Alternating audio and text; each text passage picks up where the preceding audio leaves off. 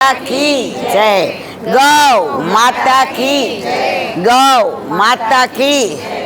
श्री कृष्ण गोविंद हरे मुरारी हे नाथ रायण।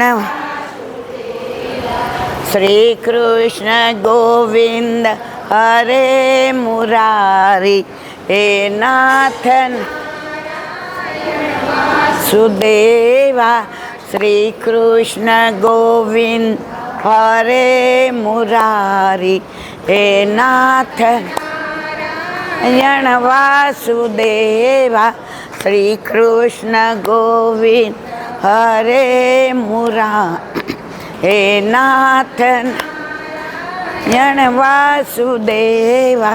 श्री कृष्ण गोविंद हरे मुरारी हे नाथ।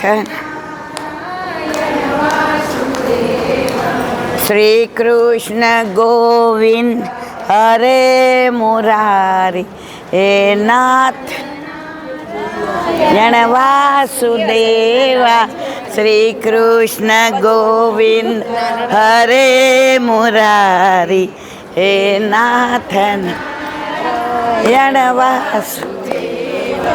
श्री कृष्ण गोविंद हरे मुरारी हे नाथ नारायण वासुदेवा। श्री कृष्ण गोविंद हरे मुरारी हे नाथ नारायण वासुदेवा।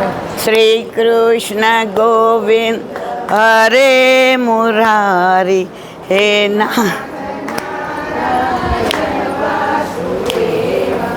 श्री कृष्ण गोविंद हरे मुरारी हे नाथ नारायण वासुदेवा। श्री कृष्ण गोविंद हरे मुरारी हे नाथ श्री कृष्ण गोविंद हरे मुरारी हे नाथ नारायण वासुदेवा। श्री कृष्ण गोविंद हरे मुरारी हे नाथ। श्री कृष्ण गोविंद हरे मुरारी हे नाथ नारायण वासुदेवा। श्री कृष्ण गोविंद हरे मुरारी हे नाथ नारायण वासुदेवा। श्री कृष्ण गोविंद हरे मुरारी हे नाथ नारायण वासुदेवा। गौ माता की गौ माता की गौ माता की। श्री वल्लभाधीश श्री वल्लभाधीश गिरिराज श्याम सुंदर श्री यमुने। श्री गुसाई जी परम श्री गोकुल नाथ की जय। दाव दयाल की जय। श्री नवनीत प्रिया लाल की। अपने माथे बिराजता सेव्य स्वरूप की बधाई वैष्णव ने जाजा करें जय श्री कृष्ण। આજનો લાવો લીજીએ રે કાલ કોણે દીઠી છે। આજનો લાવો લીજીએ રે કાલ કોણે દીઠી છે। કોણે દીઠી છે કાલ કોણે દીઠી છે। કાલ કોણે દીઠી છે। આજનો લાવો લીજીએ રે કાલ કોણે દીઠી છે। આજનો લાવો લીજીએ રે કાલ કોણે દીઠી છે। હું ને તમે બધાય જાણીએ છીએ. આમાં ઘણા લગભગ રોજ આવ્યા છે અને ઘણાને 2-5 દિવસ આઘા પાછું થયું છે. જેનો અધિકાર હોય એ સત્સંગમાં બેસી શકે. ઠાકોરજીના તો ગુણાનુવાદ સાંભળી શકે. વલ્લભના તો જેના ઉપર વિશેષ કૃપા હોય એ જ સાંભળી શકે. એટલે જ કહ્યું છે વ્રજપતિને વા પણ ઘણું આવે. વ્રજપતિને વાલ એના પણ ઘણું આવે. જેના મુખમાં શ્રી વલ્લભ નામ આવે. જેના મુખમાં શ્રી વલ્લભ નામ આવે. એટલે આપણા મુખમાં રોજ અહીંયા વલ્લભનું નામ આવે છે તો વ્રજપતિને આપણા ઉપર વાલ આવે કે નહીં મારા વાલા? વાલ આવે એની પ્રતીતિ ક્યાં?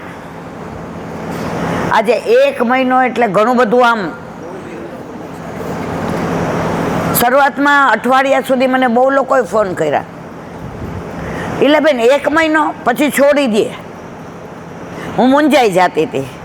પછી મેં કીધું કે જેને વિઠ્ઠલ નાથ વિચારે રે એને પ્રગટ પદાર્થ ચારે રે. મારે ક્યાં કરવું છે? કરતે હો તુમ કનૈયા मेरा नाम हो रहा सब आपकी कृपा से मेरा काम हो रहा. પછી બીજી એક કડી આવે છે,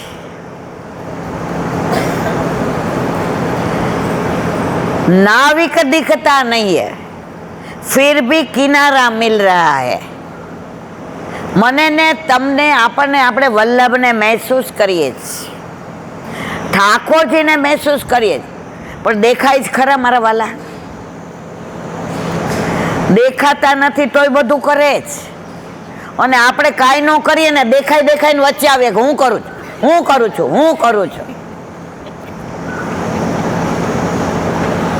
હમણાં તો 10 વર્ષથી સત્સંગ કરીએ એટલે ઘણી જગ્યાએ જાય ત્યારે આવા બધા અનુભવ થાય. અહીંયા એક બેન આવે છે, આજે નથી આવ્યા. એ આવે ને એટલે એ બધાની વચ્ચે જ એમને નાચું ગાવ. અને ફોટા કેટલા પડાવવાના હોય?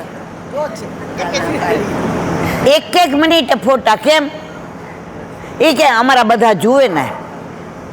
આ હું પ્રદર્શન માટે છું મારા વાલા. એકાદ વાર બરાબર. અને હું કોઈ એવી સેલિબ્રિટી નથી.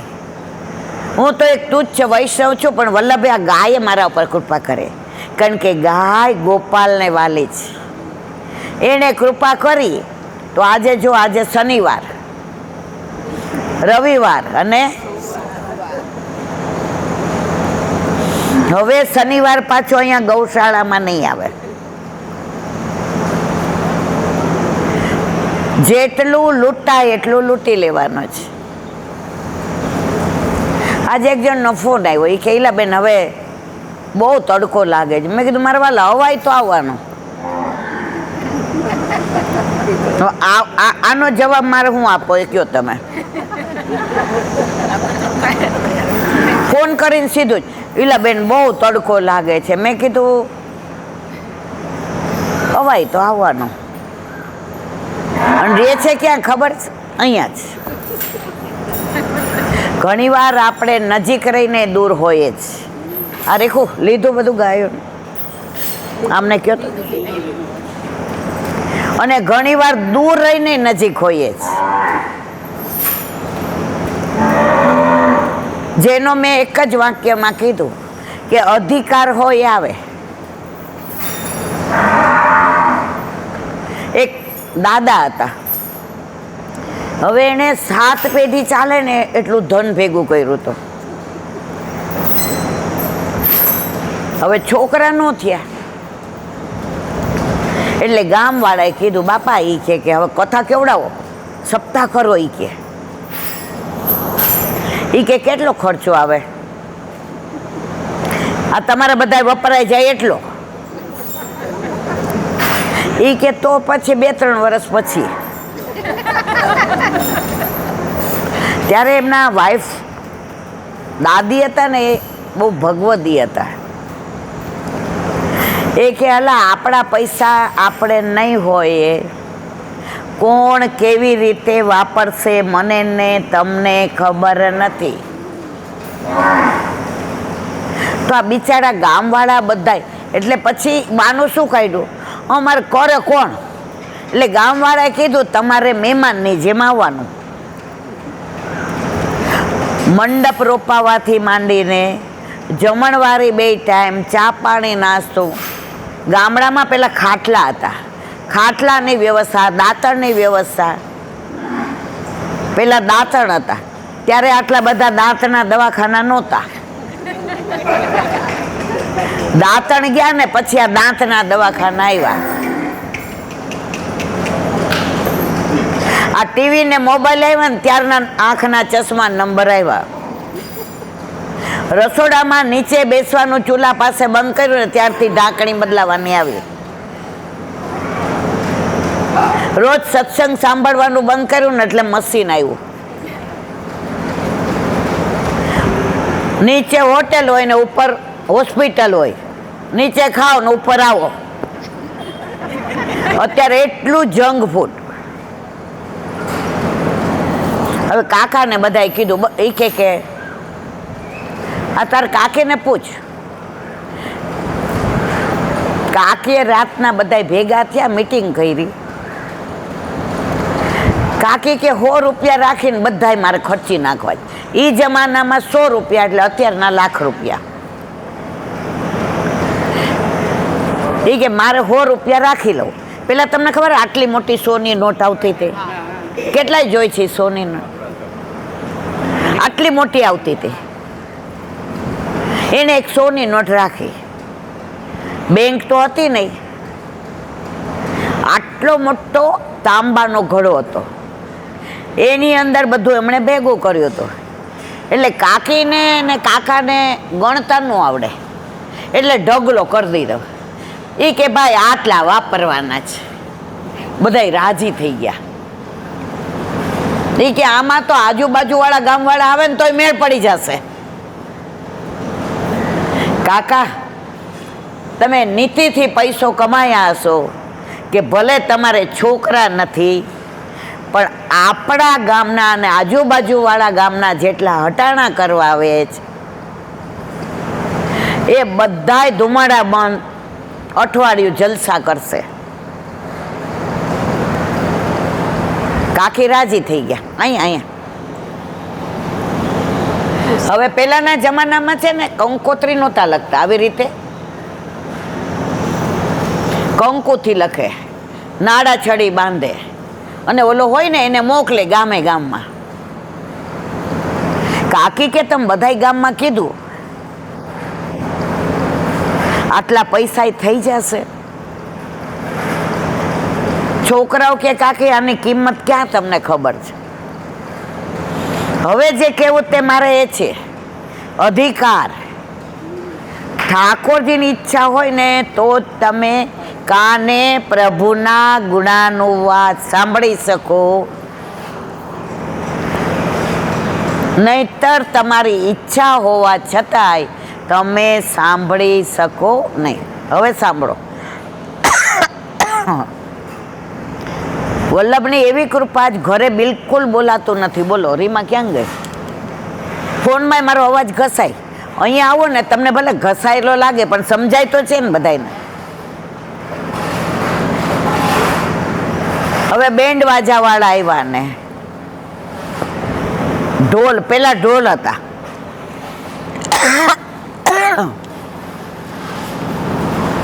છોકરાઓ કે કાકા ફટાકડા લઈ આવીએ. એ કે બાપા આ પૈસામાં જે થાય કરો. અને કાકા ને કાકીને તો એવા તૈયાર કર્યા, સાફો બાફો વાંધો ને કાકીને નહીં કે તમારા દીકરા નથી તું અમે બધા છીએ ને. અને કાકા તો પોળા થઈને હાલે, આપણે કથા બેહાડી. આપણે ઓલા ઢોલ વાળો વગાડે ને, વગાડ વગાડ. આપણે બધાને એમ થાય હું કરું એ જ અજ્ઞાનતા, સકટનો ભાર જેમ શ્વાન તાણે. હવે બરાબર બધાય નાચે ને ગાય ને.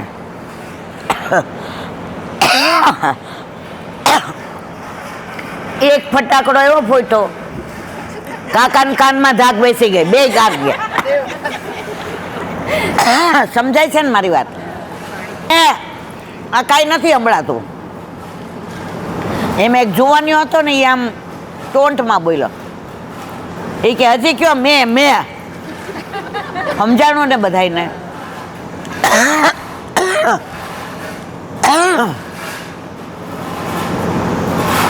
ડોક્ટર પાસે લઈ ગયા. શાસ્ત્રીજીને કીધું અડધો કલાક પછી ચાલુ કરજો. ડોક્ટરે કાનમાં જોઈને કીધું આમાં હું કાંઈ નહીં કરી શકું. આખી કથા કાકાએ આમ કરીને સાંભળ્યું.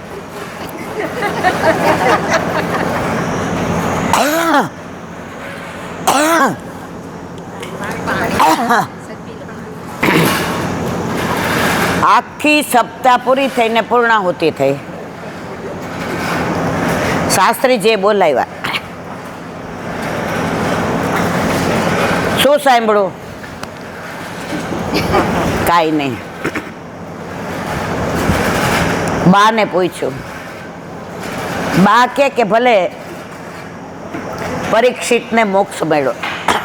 એ કે બા સાંભળો. એ કે હા. બા તમારે મોક્ષ જોઈએ છે?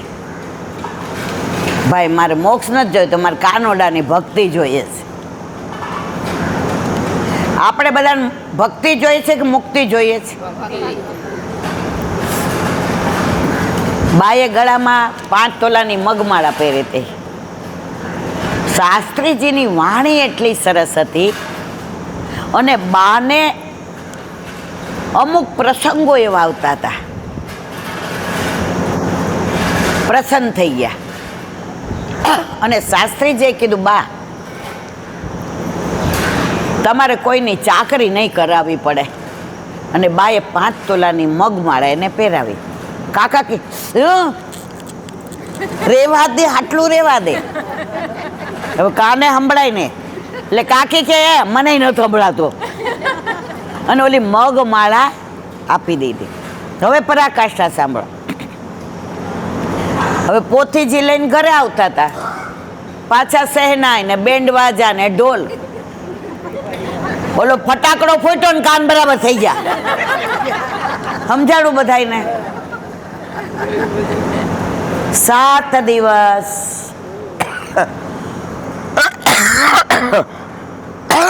આજે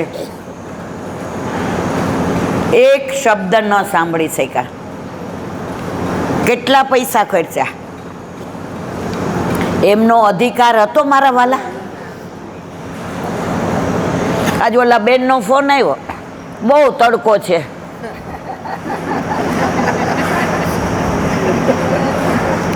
આપણને બધાય નો લાગ્યો, એ આવ્યા બધાય.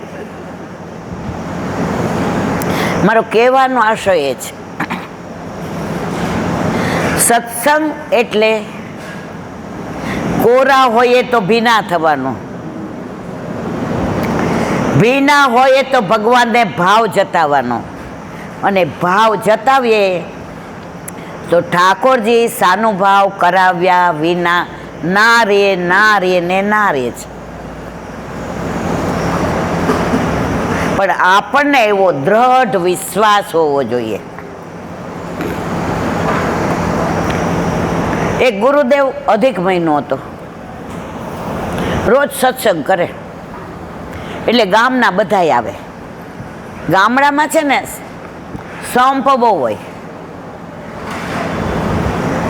એટલે એક યુવાનીઓ હતો, એ કરિયાણાની દુકાન. હવે મોટામાં મોટી દુકાન એની, એટલે બધા હટાણા કરવા આવે. એટલે એની બાને કીધું, એ કે સત્સંગમાં આવવું હોય તો હું રોજ હવે 6 વાગે દુકાન વધાવી લઉં એટલે બંધ કરી દઉં. એની બા કે ધન ઘડી ધન ભાગ્ય. હવે એ જ્યાં રહેતા હતા ત્યાંથી એ ગુરુદેવ જ્યાં સત્સંગ કરતા હતા, એક ગાવ થાય. પહેલાના જમાનામાં ગાવ હતું, એક ગાવ થાય. એટલે એની બાકે ભાઈ આપણે તો વહેલા વાળું કરીને નીકળી જશું. કારણ કે અધિક મહિનામાં હું કોઈના ઘરનું પાણી પીતી, ત્યાં નદી વહેતી હતી, બહુ એવું લાગે ને તો નદીમાંથી ને એક અંજલિ ભરીને પી લે. હવે રોજ અધિક મહિનામાં જુદા જુદા ભક્તોની જુદા જુદા પ્રસંગો, ભાગવતના, રામાયણના, અને બધા અતિ પ્રસન્ન થાય. બધાએ નક્કી કર્યું કે મહારાજને હવે જવા નથી દેવા, અહીંયા જ રાખવા છે. આપણે બધા થોડા થોડા કાઢીને અહીંયા એમને સરસ ઝૂંપડી કરી દેશું. હવે ઓલો જે દીકરો આવતો હતો એને એટલો આનંદ આવે, પછી ઘરે જાય ને તો જે સાંભળવું હોય ને એ આચરણમાં ન મૂકી શકે. હવે ધંધામાં કીધું હોય કે ખોટું બોલવું નહીં, ધંધામાં હાલે. એટલે દુકાને બેસે એટલે 8 આનાની કિલો મોરસ, મોરસ ગામડામાં એટલે ખાંડ આપણી, ત્યારે શેર હતો. 8 આનાની શેર લાવ્યો હોય તો એ 10 આનાની વેચે. આવું બધું એના મનમાં ગડમથલ ચાલે કે હું સાંભળું છું બધું. મહારાજ સરસ કે છે, ભાગવતની વાત કરે છે, રામાયણની કરે છે, પણ હું જીવનમાં ઉતારી નથી શકતો. તો સત્સંગમાં જવાનો કોઈ મતલબ. બીજે દિવસે આવ્યો એટલે જે આગળ બેસતો તો પાછળ બેઠો.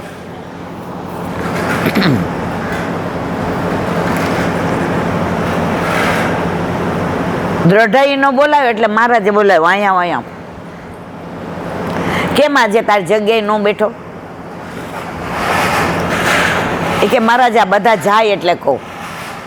એ કે હું રોજ આવું છું, મને સાંભળવું બહુ ગમે. તમારી વાણી એટલી સરસ છે કે તમે બોલો તો એ દ્રશ્ય બધાય મારી નજર સમક્ષ આવે છે.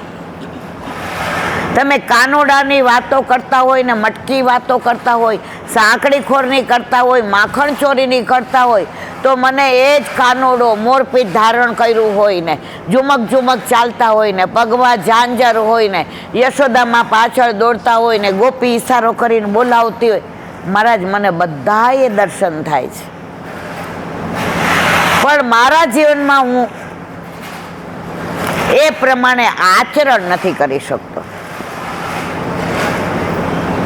તમારી પાસે કોઈ એવો રસ્તો જ? મહારાજ કે છે એ કે આ બધા જાય એટલે થોડી વાર બેસે. બધા ગયા એટલે એક વાંસની ટોપલી આપી મહારાજે. એ કે નદીમાંથી ભરી આવો. ઓલો નદીમાંથી ભરી આવ્યો, વાંસની ટોપલીમાં પાણી રે મારા વાલા. એ કે આવું કરાય? મહારાજ કે અરે નો આવ્યું. બીજે દી એ કે લઈ જા ને વાંસની ટોપલી કદાચ ભરાય ખરું.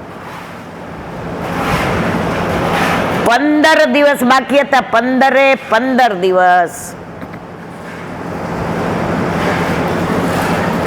એ વાંસની ટોપલી લઈ જાય, નદીમાંથી ભરે અને અહીંયા આવે કે આમ જુઓ.